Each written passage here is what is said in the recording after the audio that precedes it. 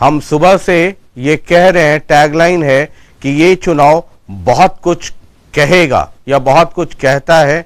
अब तो खैर कह रहा है, खुल करके कह रहा है, और क्या कह रहा है इसको समझने के लिए हम सीधा रुख करना चाहेंगे चंडीगढ़ का, और वहां से जुड़ रहे हैं बहुत ही खास मेहमान, हमारे मुख्यमंत्री मनोहर लाल खट्टर जी। बहुत बहुत स्वागत है मुख्यमंत्री जी आपका।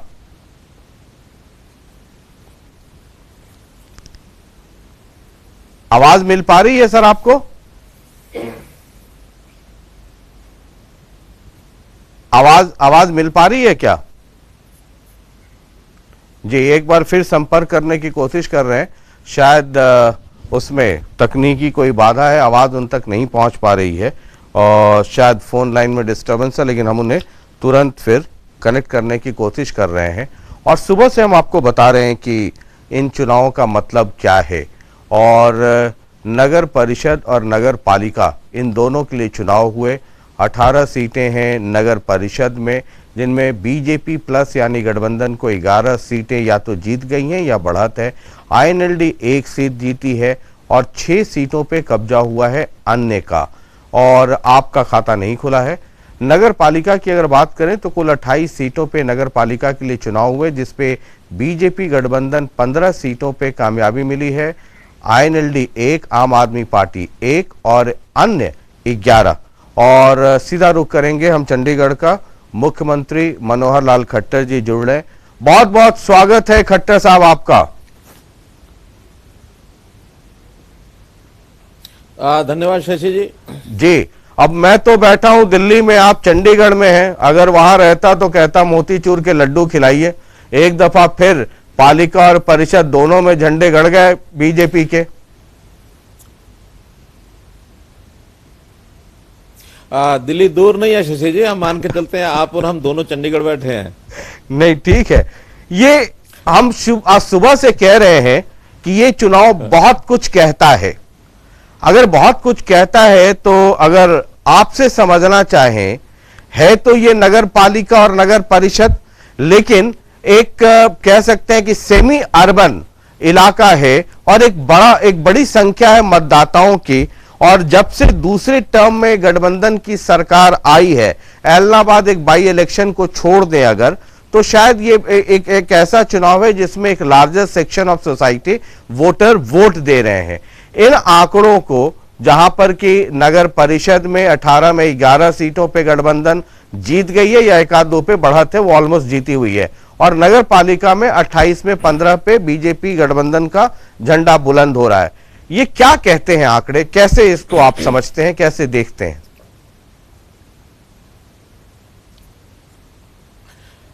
शशि जी देखो, सबसे पहले तो मैं जितने भी इस समय तक आंकड़े आ रहे हैं, जो जीत हमको दिखाई दे रही है, आपके भी अनुसार हम 46 में से और 26 सीटों पर तो क्लियर हमारी विनिंग आ रही है। इसके बाद भी कुछ 1-2 सीटें और हैं जो बहुत मार्जिन से ऊपर नीचे हैं, हो सकता है उसमें से भी 1-2 और जुड़ जाएंगी। तो ऐसा एक रिजल्ट के नाते से 60% का रिजल्ट ये बीजेपी जेजेपी हमारा जो गठबंधन है उस ओर आगे बढ़ रहा है। तो एक अच्छी कंफर्टेबल जो विन है, ये एक प्रकार की हमारी है। मैं ऐसे सभी जो हमारे चेयरमैन के प्रत्याशी, चाहे नगर परिषद के हैं, नगर पालिका के हैं, या जहां जहां भी हमारे वार्ड्स में चुनाव में जीत हुई है, इन सभी को बहुत बहुत बधाई, शुभकामना देता हूं। वैसे तो अन्य जो जीत के आए हैं, चाहे किसी भी पार्टी के हैं, चाहे इंडिपेंडेंट हैं, उन सब को जीत की बहुत बहुत बधाई और शुभकामना देता हूं। एक वर्डिक्ट जो है हरियाणा की जनता का, इसको मैं सर स्वीकार करता हूं। अगर हम इसके एनालिसिस पे जाएं, हालांकि उस पे तो और चीड़ फाड़ पोस्टमार्टम थोड़े वक्त के साथ और होगा जब पूरे आंकड़े आ जाएंगे, लेकिन एक जो बार बार ये कहा जा रहा था आम आदमी पार्टी को लेकर के, उस पार्टी में उत्साह, लोगों के बीच भी बड़ी बहुत बातचीत हो रही थी, खास करके दिल्ली के बाद जब पंजाब वो जीते और उसके बाद हरियाणा में ये निकाय चुनाव है। एक सीट जो है वो नगर पालिका में उनके खाते में गई है, इस्माइलाबाद की, लेकिन बाकी जगहों पर जो है कुछ एक सीटें ऐसी भी हैं, कई सीटें जहां पर दूसरी पार्टियों से उन्हें ज्यादा वोट मिले हैं। क्या बीजेपी को रणनीति में थोड़ा बदलाव करने की जरूरत होगी आने वाले समय के लिए?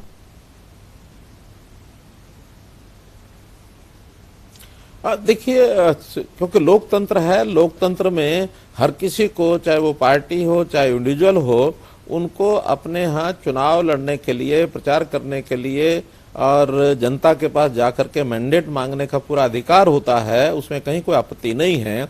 लेकिन जिस पार्टी की आप बात कर रहे हैं, आम आदमी पार्टी का कोई बहुत ऐसा विषय नहीं है जिसके कारण से कोई उनको बहुत बड़ा मैंडेट मिलने जा रहा हो, बहुत बड़ा जनता ने उसको स्वीकार किया हो।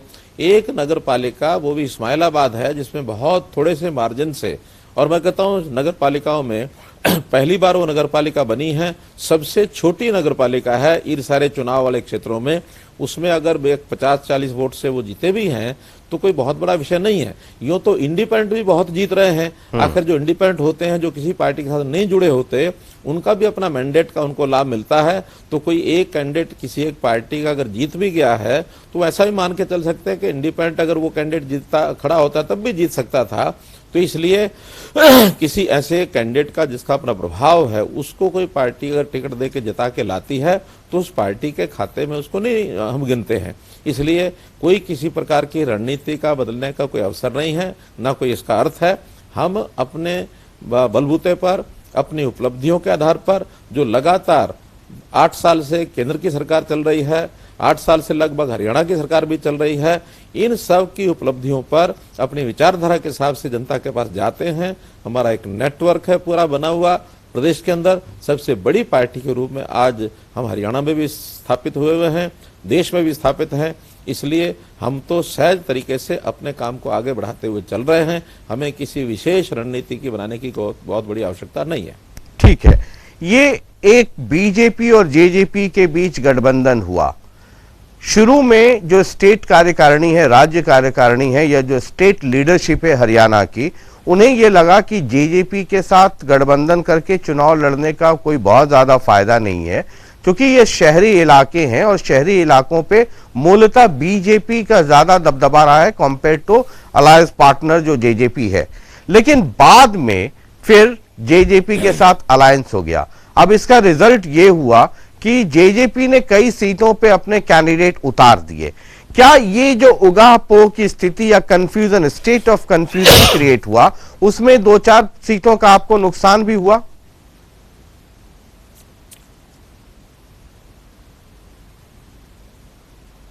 देखिए शशि जी, गठबंधन की राजनीति में इस प्रकार के छोटे मोटे जो विषय होते हैं वो कई बार स्वीकार करने पड़ते हैं, उनको हजम करना पड़ता है, क्योंकि बड़े हित के लिए कई बार छोटे हित की लड़ाई हमको नहीं लड़नी होती।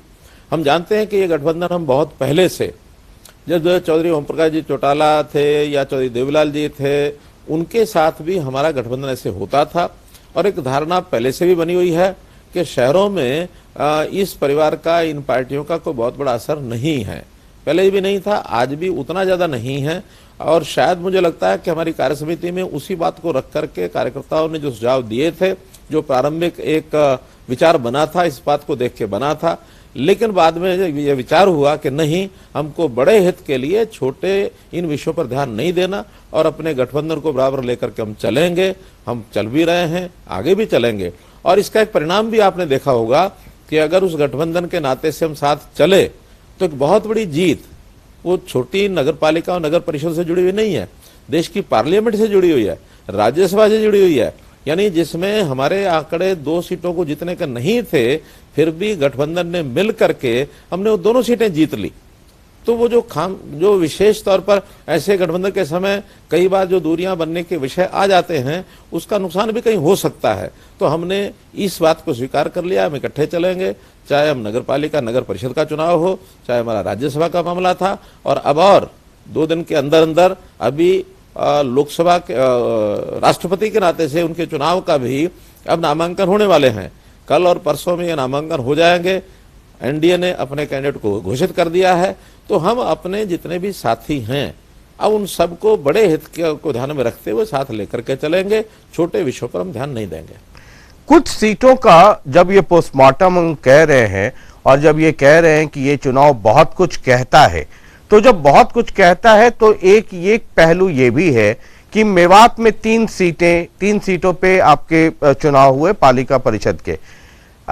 एक पुनाना, फिरोजपुर, जिरका, यहां बीजेपी के कैंडिडेट जीते और नू में जेजेपी, यानी 3 की 3 सीटें जो हैं वो बीजेपी गठबंधन के पाले आ गई। एक आम धारणा है, एक परसेप्शन है कि जो अल्पसंख्यकों का वोट है वो बीजेपी को नहीं मिलती है। तो अगर जेजेपी जीत जाए तो बहुत आश्चर्य की बात नहीं है, लेकिन बीजेपी की एंट्री, और वो भी तब जब कांग्रेस के सिटिंग एमएलएज हैं वहां पर, उसके बाद क्या रिएक्शन है आपका?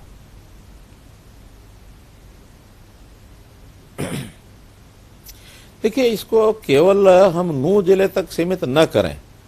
ऐसी 11 सीटें हैं जहां एमएलए कांग्रेस के हैं और उन 11 जगह पर बीजेपी जीती है, बल्कि एक जगह जेजेपी जीती है।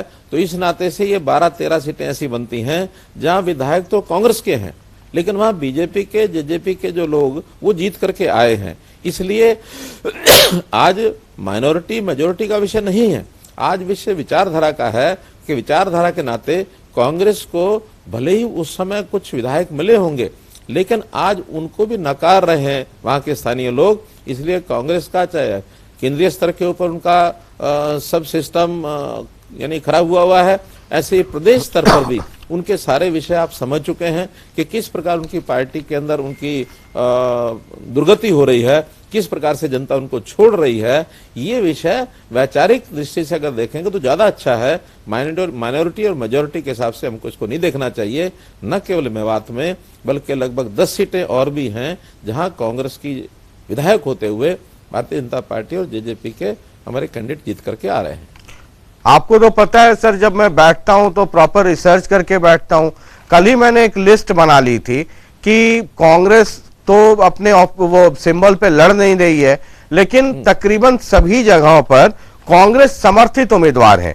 जैसे भिवानी में श्रुति चौधरी कर रही हैं, चरखी दादरी में कांग्रेस समर्थित वीरेंद्र, उसी तरीके से लिस्ट लंबी है। चाहे वो रणदीप सुरजेवाला ने समर्थन दिया हो, चाहे डबवाली में अमित सिहाग जो केबी सिंह के पुत्र एमएलए हैं उन्होंने समर्थन दिया हो, चाहे झज्जर में और बहादुरगढ़ में खुद दीपेंद्र हुड्डा वहां पर कैंपेन कर रहे थे, गीता बुक्कल कर रही थी। लेकिन जब मैं नजर दौड़ाऊं, हालांकि वो लिस्ट हमारे कंट्रोल रूम में बन रहा है, तो मेरे पास जो अभी पहली लिस्ट आई है उसमें हर जगह कांग्रेस समर्थित हार एक सीट जो है वो जो अब तक मेरे पास आई है वो है एलनाबाद जो कस्बा है, जो सीट है, वहां पर कांग्रेस समर्थित उम्मीदवार की जीत है। तो मैं वो हुड्डा साहब के खाते में या रणदीप सिंह सुरजेवाला के खाते में नहीं, वो तो बहन शैलजा के खाते में अगर डालना होगा तो उसमें, या पवन बेनीवाल जी के खाते में डाल सकता हूं। ये कांग्रेस ने चुनाव तो नहीं लड़ा सिंबल पे, लेकिन उनके समर्थित उम्मीदवार थे, उनके बड़े नेता उनके लिए कैंपेन कर रहे थे। और मैं दिन भर कई लोगों से मैंने बातचीत की, कुछ लोग तो जिन लोगों ने वादा किया था कि वो जुड़ेंगे वो फिर बाद में हो सकता है रिजल्ट देख करके ना जुड़े हों, तो मैं उनसे पूछता कि ये हार सिर्फ सिपाही की है या सेनापति की भी?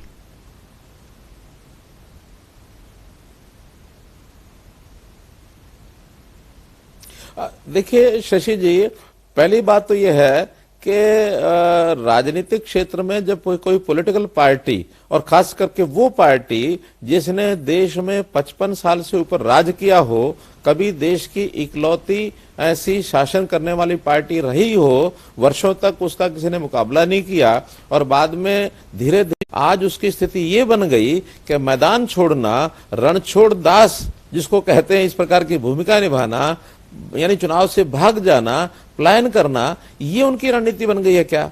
आखिर चुनाव में अगर इतना ही उनको लगता था कि हमारा कोई नाम लेवा बचा है, हमारा कोई समर्थक है, वोटर है, तो चुनाव से डरना क्यों था?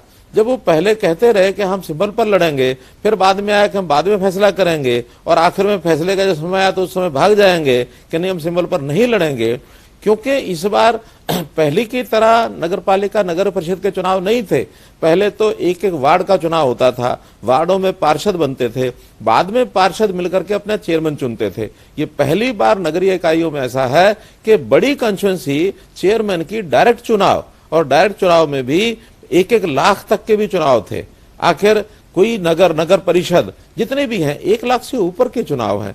1 लाख के चुनाव के अंदर मतदाता के सामने आप अपने पार्टी का सिंबल लेके नहीं जाते और रणनीति क्या अपनाते हैं। ठीक है, जो लोग पार्टी के सिंबल पर लड़ेंगे ठीक है, जो नहीं लड़ेंगे, जो सारे इंडिपेंडेंट होंगे, क्योंकि सामान्यतया पार्टी के सिंबल पर चुनाव लड़ने वालों की संख्या 20-25% होती है।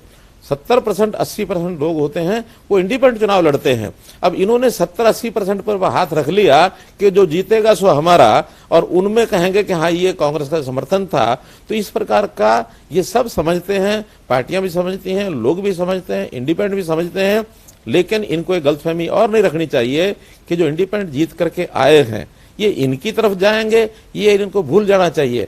आखिर तो हर किसी को लगता है कि मैं जीत आया हूं, मुझे क्षेत्र में लोगों के लिए काम कराने हैं। काम कराएंगे तो किससे कराएंगे? काम तो स्वाभाविक है, सरकार से कराएंगे। सरकार भारतीय जनता पार्टी की है, तो अगर ये 11 और 6 अन्य यानी 17 लोग जो जीत रहे हैं, मैं तो ये कहता हूं कांग्रेस में इसकी तरफ एक भी नहीं जाएगा। और सब अब जब जीत रहे हैं, जीतने के बाद ये सत्ता के साथ आएंगे, भारतीय जनता पार्टी के साथ आएंगे। और हम आज जो 15 और 11 26 आप दिखा रहे हैं और 2-3 जो आगे बढ़ेंगे, मैं ये समझता हूं कि 16 में से भी आधे से ज्यादा ये भारतीय जनता पार्टी के साथ आके मिलेंगे, ऐसा मेरा दावा है। ये तो कांग्रेस का एक फटा हाल, बुरा हाल ये है।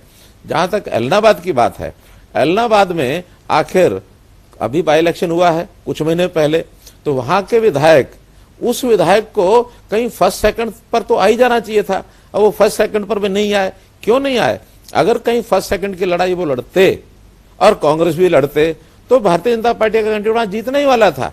लेकिन आखिर में इन लोगों ने अपनी मिलीभगत कर करके दोनों मिल गए, और दोनों मिल करके जो समर्थन किया था तीसरे इंडिपेंडेंट कैंडिडेट का, क्योंकि एक कैंडिडेट इनेलो का उसको कांग्रेस समर्थन कर नहीं सकती थी, बीजेपी को ये दोनों समर्थन कर नहीं सकते थे। ये दोनों इंडिपेंडेंट के नाते एक के साथ मिल गए और मिल करके थोड़े से वोटों से कांग्रेस ने भी इसको जिता लिया। इनेलो भी अपने कैंडिडेट को छोड़ करके उसके साथ लग गए कि बीजेपी को हराया जाए। तो बीजेपी एक कॉमन दुश्मन इन दोनों का है। बीजेपी को हराने के लिए इन लोगों ने अपना काम किया है और वहां एक समर्थन इनेलो कांग्रेस दोनों दे करके और एलनाबाद के अंदर उन्होंने बीजेपी कैंडिडेट को हराया है। हमें कोई चिंता नहीं है, इसलिए नहीं है कि आज भी अकेली पार्टी के नाते भारतीय जनता पार्टी की ताकत इनेलो में, एलनाबाद में ये ज्यादा है। ये जब से सेकेंड टेन्योर शुरू हुआ और गठबंधन की आपकी सरकार है, जहां तक मुझे याद आता है, अगर मैं गलत हूं तो मुझे करेक्ट कर दीजिएगा, एक बाई इलेक्शन एलनाबाद का हुआ है और उसके पहले कोई वैसा कोई बाई एंड लार्ज नहीं हुआ। ये चुनाव जो है, ये जो मैं कह रहा हूं, बड़ौदा का हुआ है। हाँ, बड़ौदा हुआ, एक बाई इलेक्शन हुआ बड़ौदा का, हाँ, बड़ौदा और एलनाबाद दो बड़ौदा का हुआ है जी। लेकिन वो एक कंस्टिट्यूएंसी वाइज था, जैसे पंचायत या इस तरह का बाई एंड लार्ज वाला नहीं हुआ। वो दोनों एक एक हल्के का चुनाव था। ये जो चुनाव है ये फैला हुआ है पूरे हरियाणा में 46 जगह पे, और शहर का इलाका, और शहर क्या सेमी अर्बन भी है, अर्बन भी है और सेमी अर्बन भी है। आपकी ये जो नतीजे हैं, ये मैं एक पहलू ये भी है कि क्या ये मौजूदा सरकार के परफॉर्मेंस का रेफरेंडम है? क्या जो सरकार काम कर रही है, जो आपका दावा रहता है गवर्नमेंट का कि डेवलपमेंट का और जो गवर्नमेंट की पॉलिसीज हैं, क्या इसको हम उस पे लोगों का मुहर भी मान लें?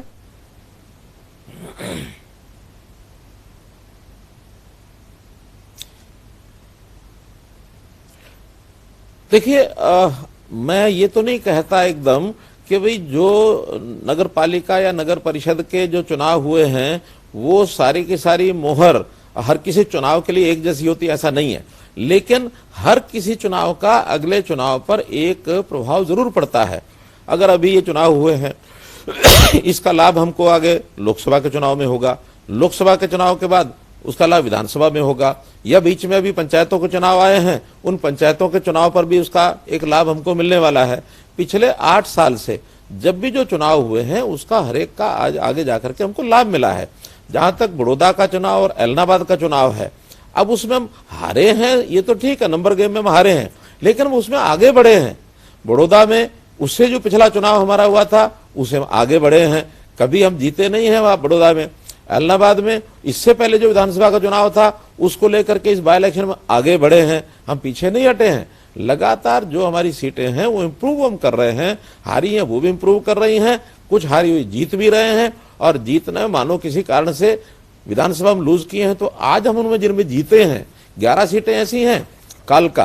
कालका में एमएलए इस समय कांग्रेस का है, हम इस समय सीट जीत गए। सडोरा इस समय कांग्रेस का है एमएलए, हम वो सीट जीत गए हैं। नारायणगढ़ तो खैर हम हारे ही हैं। लाडवा कांग्रेस का एमएलए है, हम वहां की नगरपालिका जीत गए हैं। इसी प्रकार समालखा कांग्रेस का एमएलए है, हम जीत गए हैं। गोहाना कांग्रेस का एमएलए है, हम जीत गए हैं। ऐसे ही दादरी इंडिपेंडेंट है, वहां हम जीत गए हैं।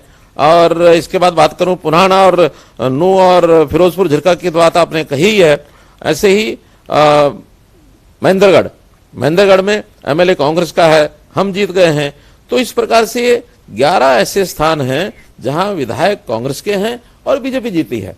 इसलिए अल्टीमेटली इन सब स्थानों पर अब भारतीय जनता पार्टी जेजेपी हमारी सरकार का एक जो मैंडेट है जो हमें मिला है वो उसका हम आगे बढ़ रहे हैं, और हमारी जो उपलब्धियां हैं वो जनता को भा रही हैं, पता लग रही हैं। कहीं भी किसी प्रकार का कोई सेटबैक हमें कोई इशू के ऊपर हमें पीछे हटने का कोई कारण लगता नहीं है। हम लगातार आगे बढ़ेंगे, हमारा ऐसा दावा है। मैं अग्निवीर वाले मसले पे भी आना चाहता हूं, क्योंकि जो पोलिंग हुई वो अग्निवीर वाला जो मसला आया और उसको लेकर के जो प्रोटेस्ट बढ़ा था, ये पोलिंग उसी दरमियान हुई, उसके 1-2 दिन के बाद। तो क्या उसका इंपैक्ट पड़ा नहीं पड़ा, मैं उस पर भी बातचीत करूंगा। और कल आपने एक बयान दिया था, उसको भी लेकर के बहुत राजनीतिक तौर पे बातचीत हो रही, मैं उस पर भी आऊंगा। लेकिन उसके पहले एक छोटा सा सवाल आपसे, और आपसे समझना चाहता हूं, और आपसे बेहतर कोई समझा नहीं सकता। जब भी आप गठबंधन में होते हैं तो दो पार्टियों की वो कह लीजिए आप आंकड़ों का वो कॉम्बिनेशन है, परमिटेशन कॉम्बिनेशन, कि आप आकर के सरकार चलाते हैं, लेकिन दोनों की नीतियां अलग होती हैं। बड़े नेता पार्टियों के भले ही मिल जाएं, कई बार ग्राउंड पे जो वर्कर्स हैं, चुनाव जिताते हराते या पार्टी को बड़ा छोटा तो वर्कर्स करते हैं, बड़े नेताओं का तो काम गाइडेंस देने का होता है। क्या ग्राउंड पर अब तो 2-3 चुनाव अब देख लिया हम लोगों ने, बड़ौदा का देख लिया, इलाहाबाद देख लिया और ये चुनाव देख लिया, क्या पीपल कार्यकर्ता दोनों पार्टियों के बीच वो कनेक्ट बन पाता है? क्योंकि मैं उदाहरण के तौर पे आपको कहता हूं, इसी चुनाव में डबवाली में बहुत जुबानी जंग हुई बीजेपी और जेजेपी के बीच में, ये हडल क्रिएट करता है क्या कहीं?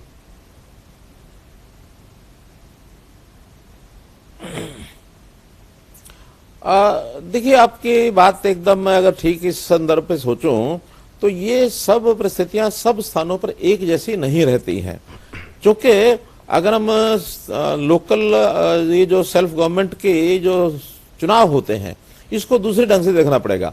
केंद्र का जब चुनाव होता है तो केंद्र में सरकार बनती है, सारे देश भर का एक इम्पैक्ट उस सरकार को बनाने के लिए काम आता है। ऐसे ही विधानसभा में पूरे प्रदेश का जो इम्पैक्ट है वो विधानसभा के चुनाव में काम आता है। लेकिन जब स्थानीय निकाय चुनाव होते हैं तो जितनी भी स्थानीय निकाय हैं वो अपने आप में एक अलग सरकार होती है।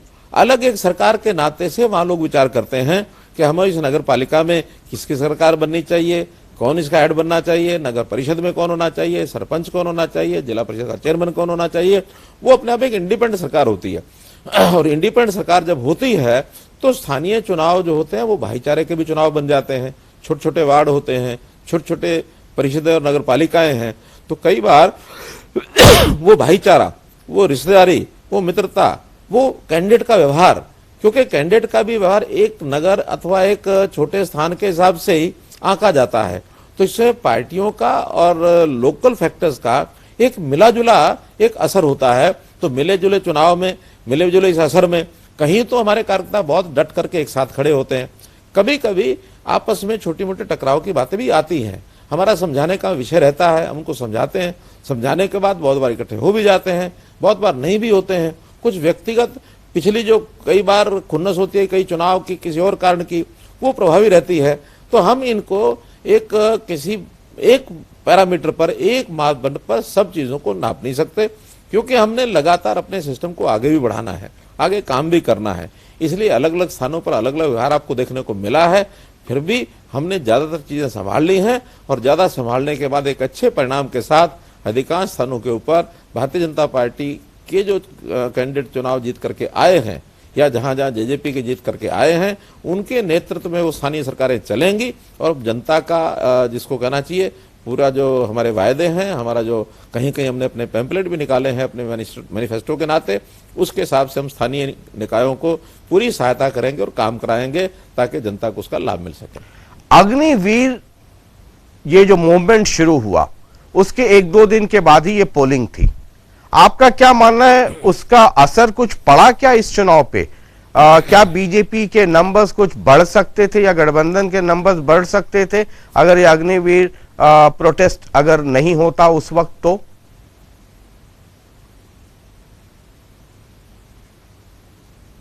नहीं, मैं ऐसा नहीं मानता हूं इसका कोई असर पड़ा होगा।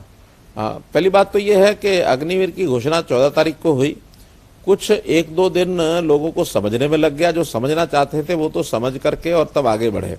कुछ लोग ऐसे थे जो बिना सोचे समझे, जिनका एक धर्म है, जिनका एक ध्येय है, जिनका एक टारगेट है कि हम कैसे एस्टेब्लिशमेंट को डिस्टेबलाइज करें, कैसे हम सरकार के खिलाफ बोल करके सरकार के खिलाफ वातावरण बनाएं, और उसमें कुछ पॉलिटिकल पार्टीज के मूव होते हैं। आज कांग्रेस, आज आम आदमी पार्टी, कोई विषय उनके सामने आए, मोदी जी ने कोई अच्छा काम कर दिया तो अच्छे भले का नहीं सोचना, क्योंकि मोदी जी ने किया है इसके पीछे पड़ जाओ। हरियाणा सरकार में कोई काम अगर भारतीय जनता पार्टी की सरकार ने किया है, अच्छा किया बुरा किया, कोई नहीं सोचना, इसके पीछे पड़ जाओ और किस तरीके से एक वातावरण बनाने की बात करो। मैं ऐसा भी मानता हूं कि जो इस प्रकार के खिलाफत करने वाले लोग होते हैं इनकी संख्या बहुत बड़ी नहीं होती है, इनकी संख्या बहुत माइनॉरिटी में होती है, और माइनॉरिटी के लोग भी जब सड़क पर आएंगे, जब कोई प्रदर्शन करेंगे, जब कोई धरना देंगे तो बड़ा अपने आप में बड़ा लगता है, लेकिन टोटलिटी में उसका प्रभाव ज्यादा नहीं होता है।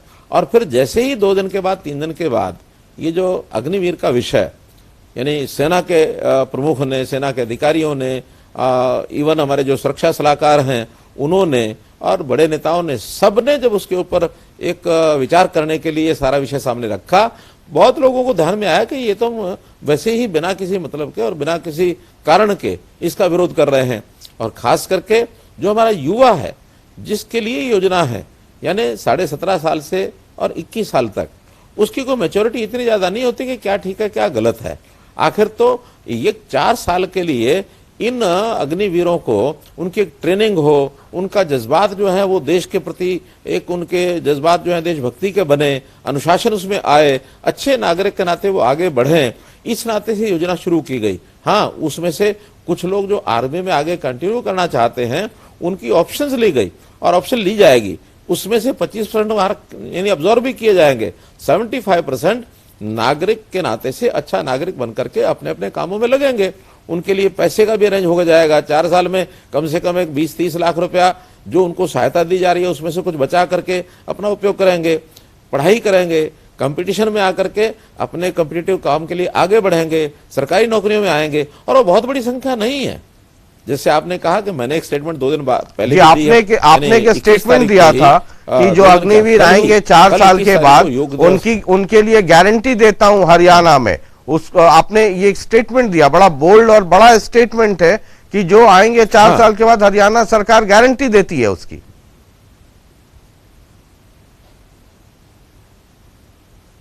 मैं बताता हूं क्यों, कैसे मैंने गारंटी दी है। आखिर तो पहले साल में जैसा बताया गया कि 46,000 लोगों को और ये भर्ती किया जाएगा, सारे देश भर से हैं। हमारे यहां से हर साल में 6,000 लोग इसके हिसाब से जाएंगे। अब 6,000 का मतलब अगर 25% अब्जॉर्ब होते हैं तो 4,500 बचेंगे। हमारे यहाँ ग्रुप सी की नौकरियां हर साल 5,000 तो हमको केवल पुलिस की सिपाही चाहिए, इसके अलावा 10,000 के लगभग अन्य डिपार्टमेंट्स में ऐसे 15,000 के आसपास ग्रुप सी, क्योंकि जितनी नौकरियां निकलती हैं उसमें ग्रुप सी और डी की ही ज्यादा होती हैं। तो ग्रुप सी की नौकरियों के लिए हमें इस प्रकार के अच्छे शरीर से बलशाली, बुद्धिमान, अच्छे योग्यता के अंदर, क्योंकि योग्यता की परफॉर्मेंस तो उनकी पहले से टेस्ट हो जाएगी। आर्मी के जो लोग हैं जहां सेनाओं में भर्ती होंगे उनको ऑनलाइन टेस्ट लेकर के भर्ती करेंगे, तो हमारे टेस्टेड लोग आएंगे और देशभक्ति से उत्प्रोत आएंगे, नागरिक के नाते से अच्छे उनके अंदर गुण होंगे। तो हम तो कुल मिलाकर के उनके जो एग्जाम स्वयं लेते हैं उसी आर्मी के एग्जाम को हम मान्यता देंगे। हमारे पास ये पावर है अंडर आर्टिकल 309 ऑफ कॉन्स्टिट्यूशन हमारे पास पावर है कि हम किसी भी एजेंसी के द्वारा और सिलेक्टेड लोगों को हम अपने यहाँ ले सकते हैं। हमने पीछे एक बार गेट का जो एग्जाम होता है इंजीनियरिंग का, उस गेट के एग्जाम के रिजल्ट के आधार पर भी अपने यहाँ एसडीओज भर्ती किए हैं। आखिर तो कभी ऐसा पहले ये ओपन एग्जाम होते भी नहीं थे। यूनिवर्सिटीज के दिए हुए जो एग्जाम के जो उनकी परफॉर्मेंस होती थी उसके हिसाब से भर्ती किया जाता था। तो ऐसे आर्मी के जो एग्जाम के माध्यम से लिए हुए लोग हैं, मात्र वो 4-4.5 ही हर साल आने वाले हैं। इनको बहुत आसानी से हम ले पाएंगे। अलग अलग डिपार्टमेंट्स का एक छोटा टेस्ट होता है, उसमें वो बैठेंगे, उसमें क्लियर होने के बाद उसमें भर्ती हो सकते हैं। और नहीं तो पुलिस सिपाही का जो पैरामीटर्स होते हैं वो सब आर्मी के एक सैनिक में होते हैं, इसलिए वहां उनकी खुली रूप से भर्ती कर ली जाएगी। कोई भी एक हरियाणा का ऐसा व्यक्ति अग्निवीर, उसको हम रहने नहीं देंगे। हरियाणा के अग्निवीर को हम जरूर ऑब्जर्व करेंगे। हाँ, उसकी अलग भी नौकरियां हैं, केवल इन्हीं को भर्ती करने के बाद और हमारी संख्या पूरी होगी ऐसा नहीं है। इसके बाद भी हमारे पास नौकरियां बहुत बचती हैं, उनको हम सामान्य जो तौर तरीके पहले चल रहे हैं उसके हिसाब से उनकी भी भर्ती की जाएगी। आपकी इस स्टेटमेंट के बाद कांग्रेस की तरफ से बहुत सारे आलोचना शुरू हो गई और बहुत सारी बयानबाजी आई और उनका हमला भी हुआ। वो कहते हैं कि एक पॉइंट उनका रहता है कि हर नौकरी का एक रिजर्वेशन का पैटर्न है, वो 50% के ऊपर नहीं जा सकता है। तो मुख्यमंत्री जी या हरियाणा सरकार क्या ये बताएंगे कि क्या उस रिजर्वेशन का फिर क्या होगा?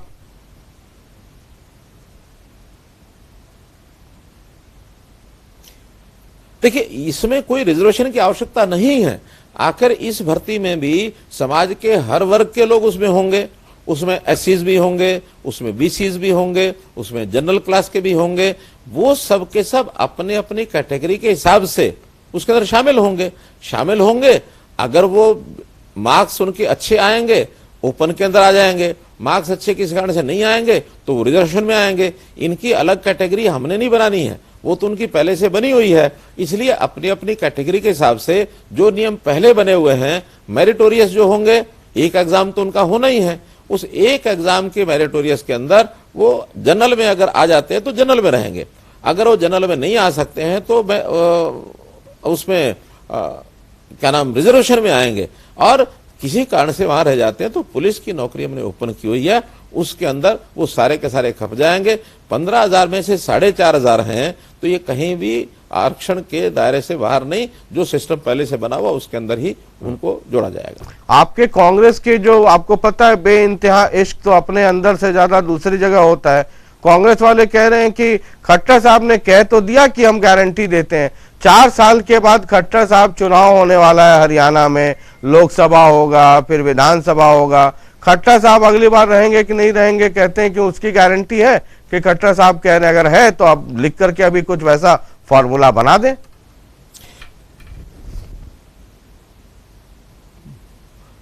खट्टर साहब रहेंगे कि नहीं रहेंगे ये तो मेरी हाईकमांड जाने।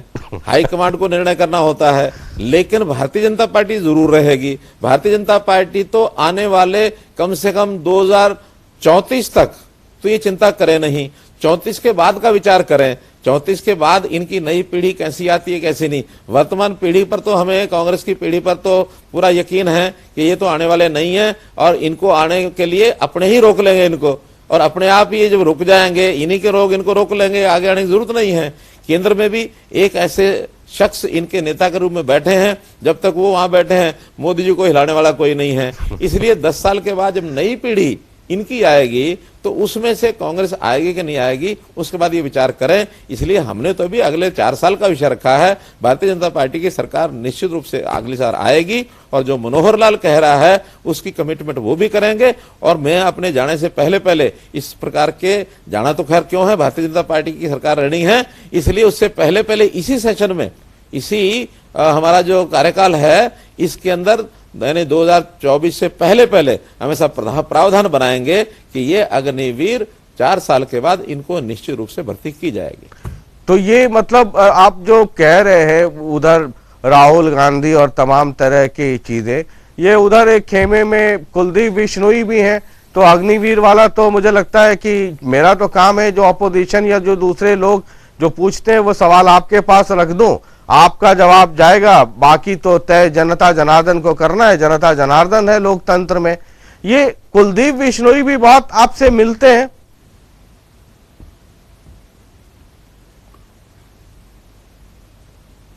मिलते हैं ना, कुलदीप बिश्नोई क्यों मिलते हैं, भूपेंद्र सिंह हुड्डा भी मिलते हैं, और हमारे से तो किरण चौधरी भी मिलती हैं, हमारे साथ दान सिंह भी मिलते हैं, हमारे साथ बहुत इनके कांग्रेस के मेरा ख्याल आधे से ज्यादा एमएलए मेरे पास आते हैं, मिलते हैं, हालचाल हम एक दूसरे से पूछते हैं।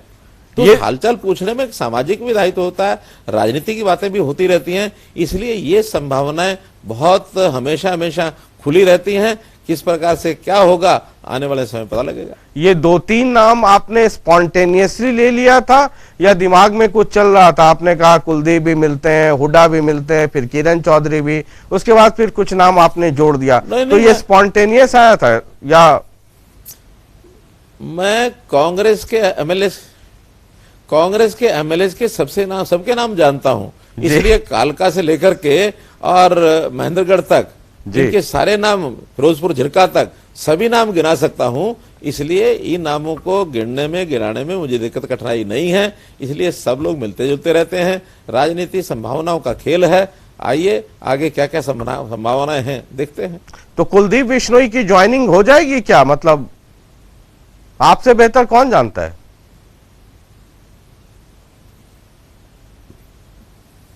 ये कुलदीप बिश्नोई को ही निर्णय करना है, हमको नहीं करना है जी। क्योंकि कुलदीप बिश्नोई जी शुरू में बड़ा उत्साह में थे, फिर थोड़ा लग रहा है कुछ ठंडे हो गए। मैं तो पॉलिटिकल स्टूडेंट हूं, हर हवा पानी को देखता रहता हूं, थर्मामीटर लगाता रहता हूं, तो आजकल वहां टेम्परेचर देख रहा हूं 1-2 दिन से थोड़ा डाउन हो गया है।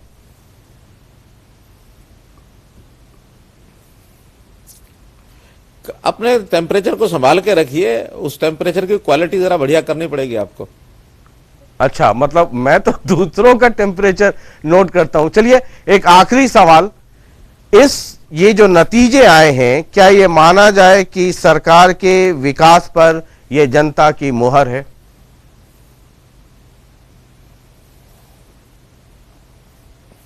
मैंने तो पहले आपको बताया कि ये एकदम जो अपेक्षित नतीजे हैं उसी के अनुसार आए हैं, कहीं अपेक्षा के विपरीत नहीं आए हैं। और ये स्थानीय निकाय का एक पोर्शन का अभी चुनाव हुआ है, अभी तुरंत ग्रामीण क्षेत्र के चुनाव आएंगे, और उसके बाद विधानसभा से में जाने से पहले कई नगर निगम के भी चुनाव आएंगे, अन्य नगर पालिकाएं जो आने वाले वर्ष में यानी 2023 के अंदर जो ड्यू हैं वो भी होंगे। इसलिए 2024 तक इस प्रकार के सारे कार्यक्रम आप देखते रहिए, निश्चित रूप से हम इसी गति से आगे बढ़ते रहेंगे।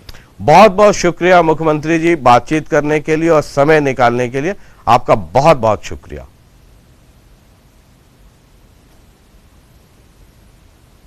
धन्यवाद शेष रंजन जी, धन्यवाद।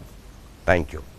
तो ये हरियाणा के मुख्यमंत्री मनोहर लाल जी थे और बड़ा बेबाकी से बात कर रहे थे, और जो पहलू हो सकते हैं, लगातार हम सुबह से कह रहे हैं कि ये चुनाव बहुत कुछ कहेगा, बहुत कुछ कहने वाला है और बहुत कुछ कह रहा है। ज़रूरत इसकी है कि ये क्या कह रहा है इसे समझा जाए। हर चुनाव में उसकी अपनी एक तासीर होती है, हर चुनाव का एक मतलब होता है, और ये जो निकाय चुनाव हुए, ये नगर परिषद और नगर पालिका, इसकी जो आबादी है वो अर्बन भी है और सेमी अर्बन भी है, और ये एक मूड भी है। हालांकि स्थानीय मसले होते हैं, ये भाईचारे का चुनाव है, बहुत लोकल इश्यूज भी होते हैं, कैंडिडेट का जो स्वभाव है वो बहुत काउंट करता है, लेकिन इन तमाम पहलुओं के साथ साथ ये कुछ बड़ी कहानियां भी कहता है। बहुत बहुत शुक्रिया और लगातार देखते रहिए जनता टीवी। हर अपडेट से हम आपको कराते रहेंगे वाकिफ। बहुत बहुत शुक्रिया, नमस्कार।